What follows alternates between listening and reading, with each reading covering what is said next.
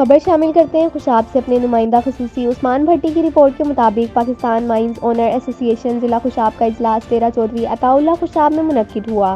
जिसमें ज़िला भर से कोल माइन से वाबस्ता माइन ओनर्स ने कसीर तादाद में शिरकत की।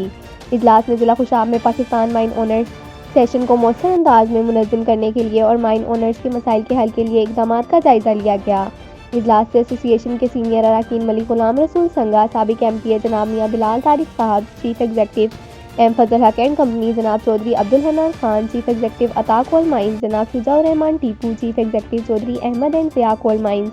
जनाब चौधरी आरिफ अजीज़ साहब, अजीज़ कालरीज जनाब Malik Saad Bashir Awan, managing director Hayat Almir coal mines